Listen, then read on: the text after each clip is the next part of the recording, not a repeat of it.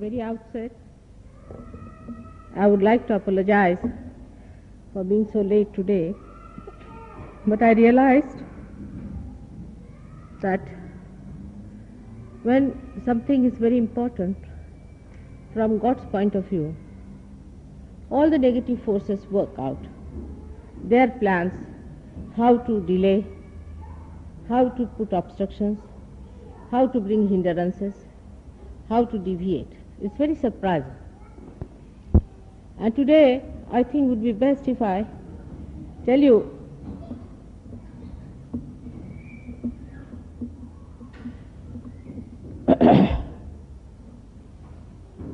about God's will and how we human beings try to go against it all the time. God's will is extremely simple. He is divine love. He is compassion. He is ocean of mercy. And in His mercy and in compassion, He created this world and then created human beings just to give them the highest thing in life, joy. Joy which is single thing. It does not have duality, like sorrow and happiness, like day and night.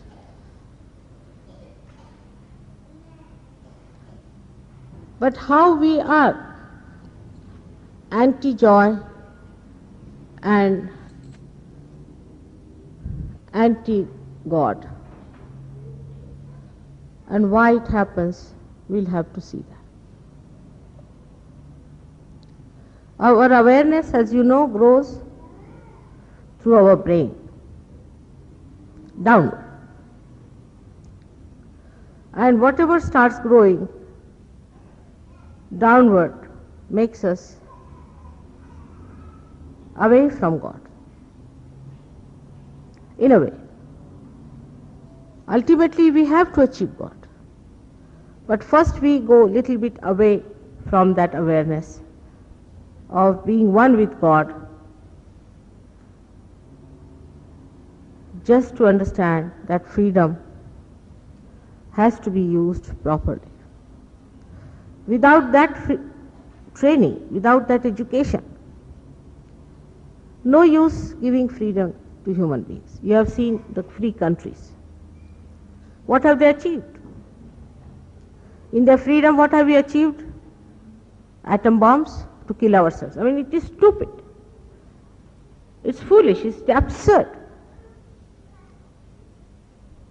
But we have done it, and we are proud of it, and still we are busy how to make it even worse and worse for ourselves. This is how we move. The awareness that was our own, human awareness, was given to us for freedom, to be tested, to be experimented, to be seen. And then to have ultimate freedom, by which you become the Spirit. You have to become the Spirit ultimately.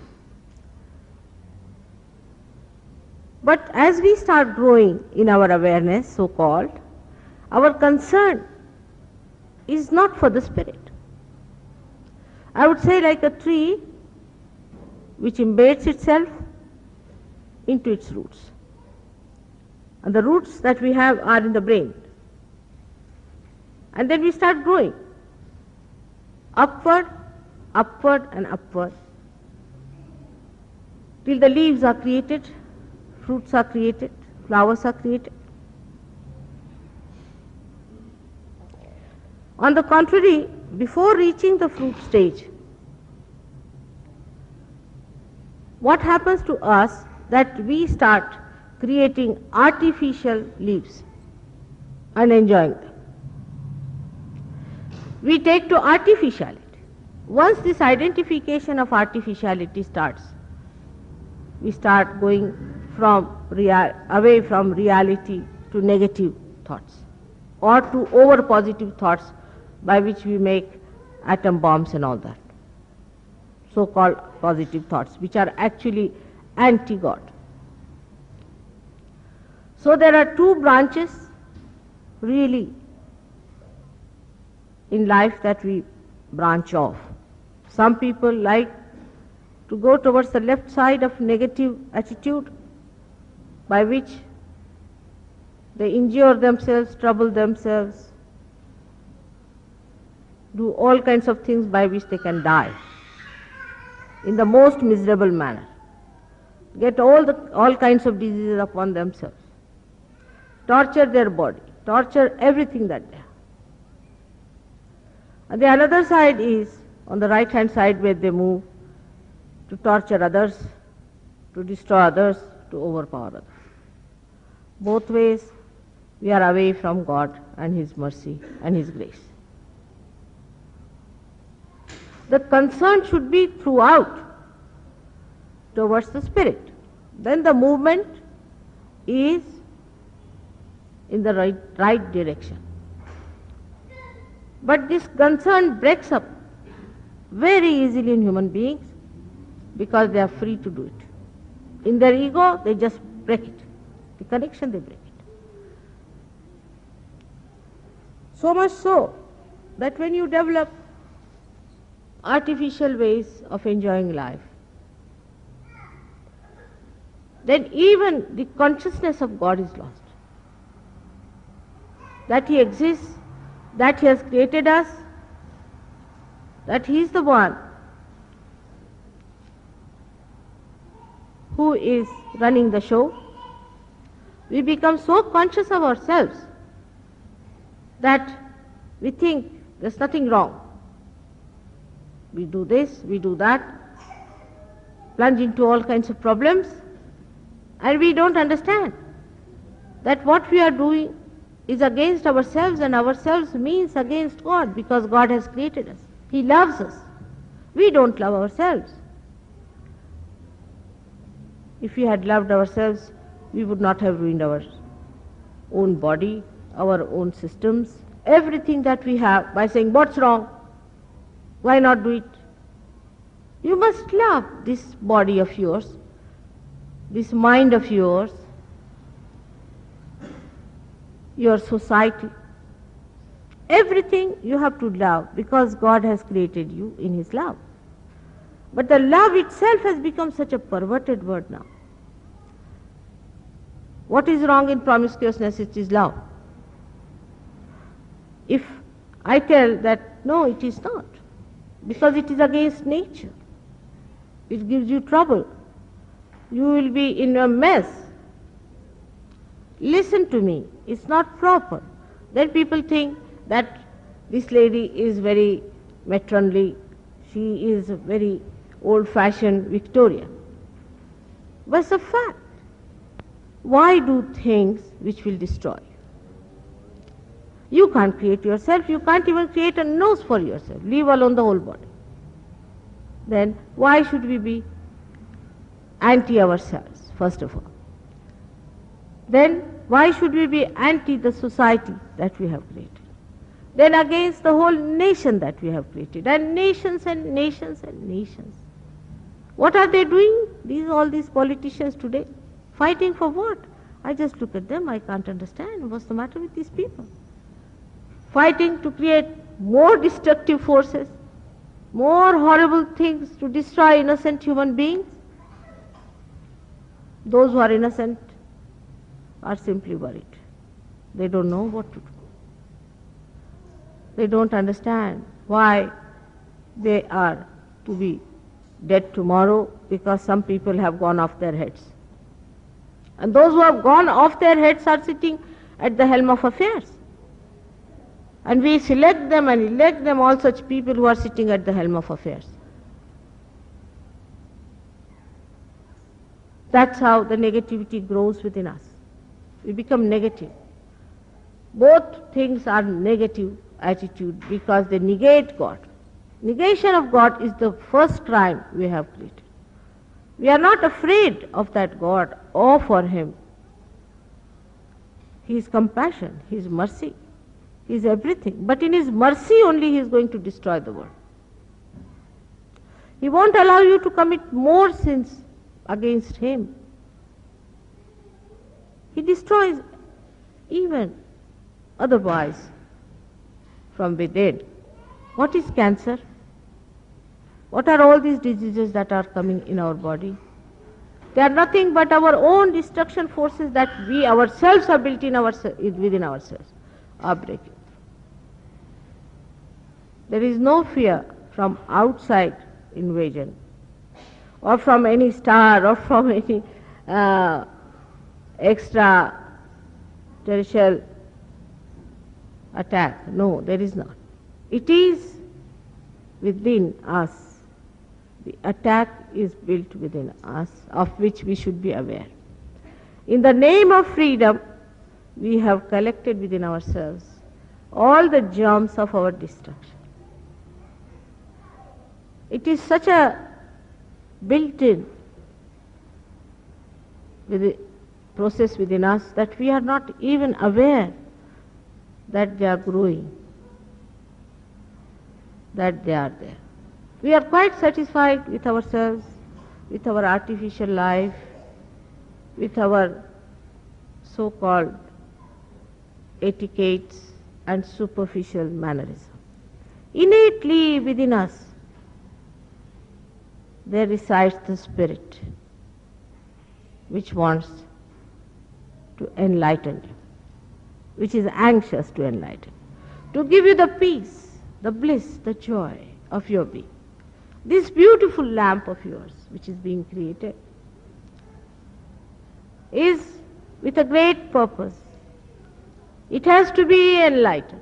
Respect yourself. There is no respect word left in the dictionary today. Respect yourself. We have to respect this lamp, which has the light of the Spirit, that it should be enlightened. And let us be that lamp that shows the path of glorification of your being. And in that light, we can see God's glory too. It's such a beautiful world He has created for us. Everything He has given us. But we, in our ignorance and in so-called freedom, have ruined so many things.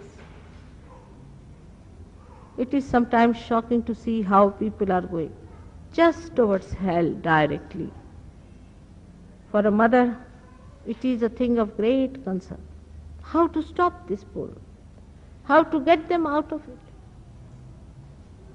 How to make them understand what is your worth, what is your value.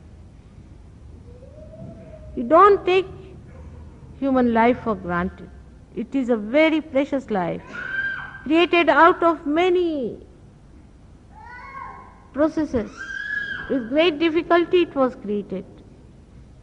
Don't forget that you have to become the Spirit. Without that, your life is just a waste. The whole creation is a waste. Because you are the highest in the creation. You are the epitome of the creation. And what are you up to? We have to form nucleuses who will talk about Spirit now openly, about God. I was amazed to hear that in this country people don't like to talk about God. You cannot talk about God. As soon as you say God, oh, nothing. God, that's religion, that's nothing to do. Can you imagine such a state of affairs where you cannot talk about your Creator? Either you form some sort of a closed, secretive organization where everybody cannot enter into and say, now we belong to certain cult of God. How can God have cults? Just think of it. How can He have separate churches and separate temples and mosques? How can He have? How can we become fanatic in the name of God? Can you imagine? This is what we have done to God. We have become fanatic.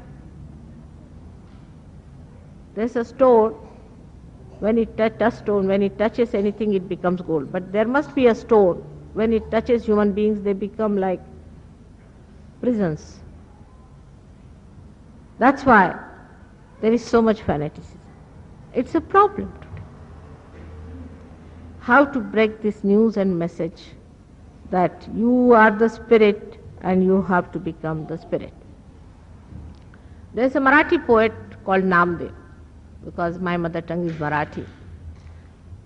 And thank God I have been born in Maharashtra, because it's a country of saints. Thousands of saints lived in that country. The tradition is so spiritual. Spirituality is the tradition of that place where I was born, in that Maharashtra. Called Maha means the great and Rashtra means the nation. I don't know why they thought of it, but I feel that way. That the tradition is of spirituality, not of alcoholism or drugism or call any other isms as they are. But of spirituality is the tradition in that country, where a very simple poet called Namdev, he was a tailor. Himself was just a tailor, ordinary. And he has written a very sweet poem, which I will just tell you, explain what he says. He says that a little boy is flying a kite in the sky. He's looking at the sky, he's talking to his friends, he's moving upward and downward, and he's discussing things here and there, but his attention is on the kite. Then he says a lady who is carrying her little baby is doing the work in the house. She's giving water to her husband, and she is also sitting down and cooking. Then she's getting up to wash something. The child is on her waist resting, but her attention is all the time on the child. There's a lady who is walking with a pitcher of water on her head. She's walking with many other ladies. They are all walking together, laughing, smiling, young ladies talking to each other and discussing things, but their attention is on their spirit. In the sense, it is on that pitcher of water. In the same way, though we have to lead a life here of other things, it is absurd that we do not have our attention on our spirit, which is the giver of joy, the ultimate in life.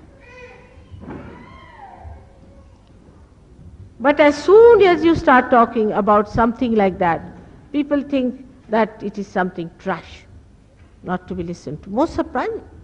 They want to hear the same mundane things again and again. You see, if it is a broadcast by, say, Conservative Party or Labour Party or another party or any other party, they'll listen to it for hours together. It's such a mundane stuff, every year you hear that. But if somebody says that, no, this is all artificial, you have something much more within you, rise to that point. They think it is something, we have not come to hear all these things, what is this mother telling us? But now awaken and arise. On a different level we have to come to understand that what these people have done so far, and we have accepted it, we have taken it for granted all these years, has done no good to us. We have to rise above this to see there is beyond the horizon a star shining within us, and that is our spirit. People have talked about it, made another cult. Talk about God, made another cult. This time I saw one thing in the BBC, they showed a cult which says they are doing God's work. Doing God's work, and the ladies are tying up their thighs with thorns and things and hurting themselves, cutting their flesh. And the explanation is, just imagine in the name of God doing such horrible stuff. And the explanation is that you must have mortification. Why? Why should you have? Because Christ did it. Are you Christ? And that means Christ, whatever he did is waste. Little bit of yours was needed to add whatever he's done is more than sufficient, because he was the prince. And if a prince has to go through the mortification, it's a very great thing. Not for a beggar to go through the mortification. What is so great?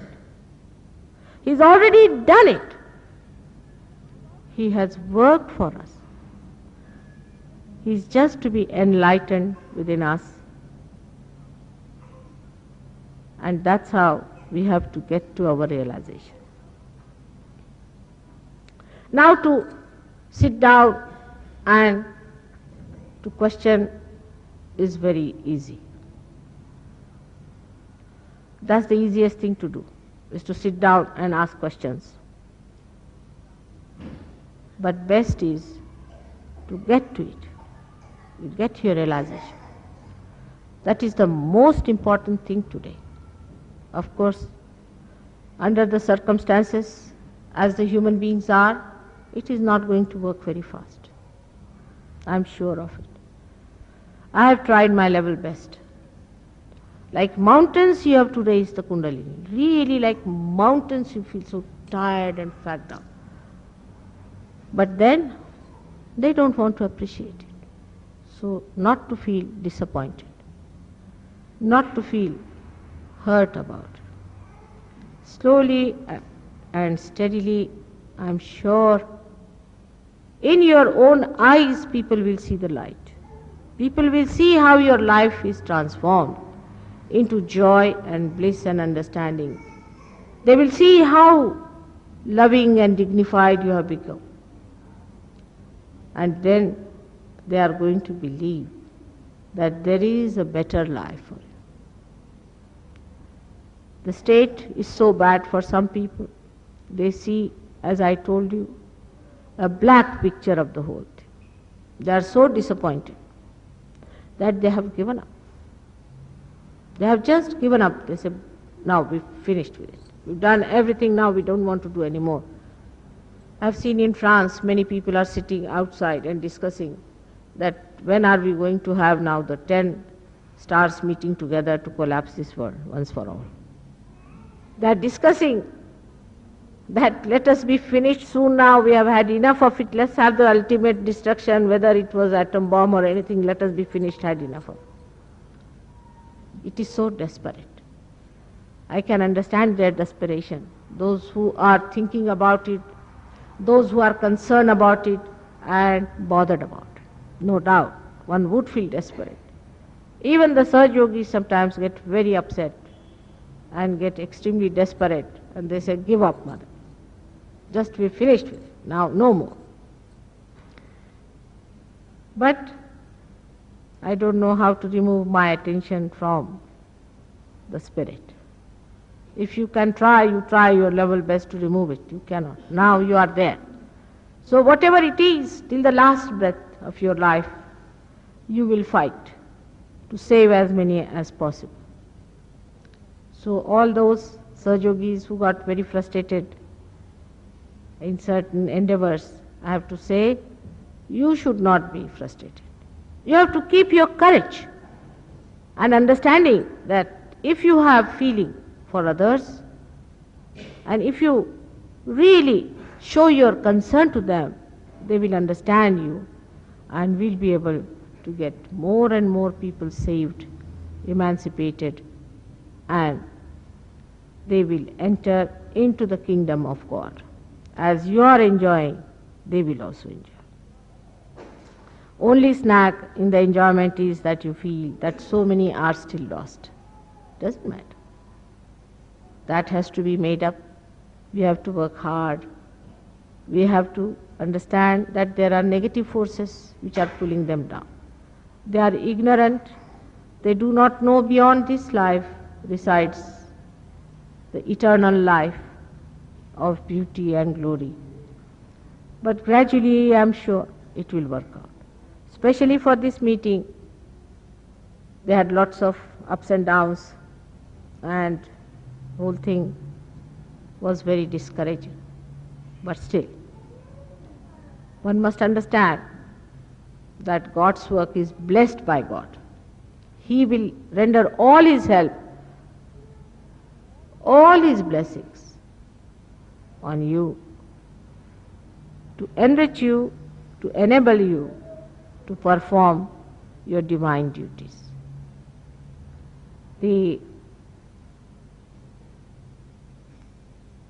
time is passing. Very little time left now. It's running out.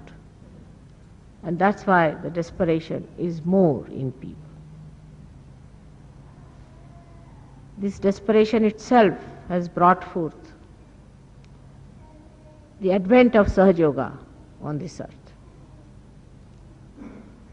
And you should feel more stronger to fight these obstructions that you feel around, and should work out the ultimate goal of this creation. May God bless you.